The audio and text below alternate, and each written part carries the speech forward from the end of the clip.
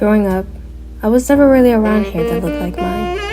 Most of what I saw was straight, it stayed the same throughout the day. It didn't need much explaining. Before I knew the words for texture or curl patterns, I already knew my hair was different. Not in a dramatic way, just enough to notice and feel different. My hair needed time. It reacted to how I treated it, and for a long time, that made it feel complicated. Like something I had to manage instead of take care of and embrace. I didn't hate my hair, I just didn't know how to do it. I had help growing up, people who knew how to take care of my hair, even when I didn't understand certain steps.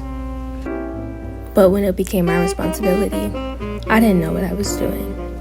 I didn't know how much product was too much or too little. I didn't know why it worked one day and the next it didn't. I would try a style, take it out, and try again. I tried to copy what I saw, even when it wasn't made for my hair. And when it didn't turn out right, I felt frustrated. Doing my hair felt like a test I kept retaking, like something everyone else understood that I was still learning from the beginning. Some days I wanted to be easier, wanted to take less time, wanted to look finished without so much effort. But I had to learn that my hair is a learning process. The beauty supply store became part of that learning. It was one of the first places where my hair didn't feel out of place. The shelves were full of products made for people like me, for textures like mine, oils, creams, gels, not promising perfection, but offering possibility. Even when I didn't know exactly what to buy, I knew I belonged there.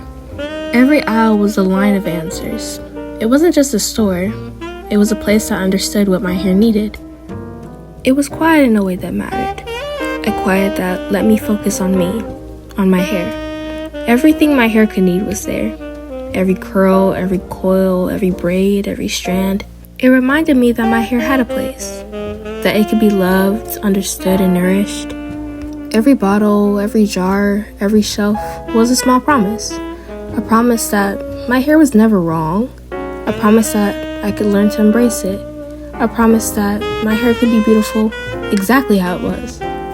Everything around me in the store celebrated Black culture. Colors, textures, styles made by us, for us.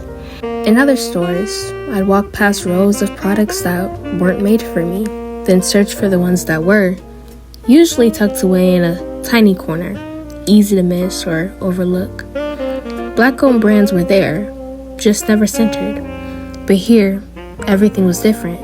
Here, our hair wasn't an afterthought, it wasn't sectioned off, it wasn't hidden, it was embraced. For once, I wasn't correcting anything. I wasn't trying to change my texture, I wasn't chasing someone else's definition of good hair. I was learning how to care instead of control, how to listen instead of compare. As I learned more, doing my hair slowly stopped feeling like pressure. I stopped expecting it to behave like something else.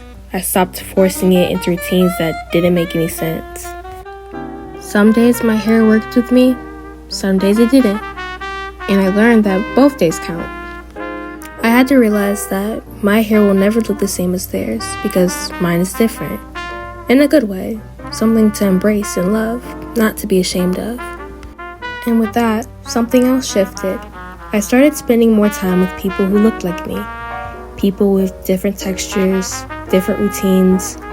Being around them made things feel lighter. There was less comparison, less explaining. Watching how others cared for their hair, sharing products, talking about what worked and what didn't. That's where confidence grows.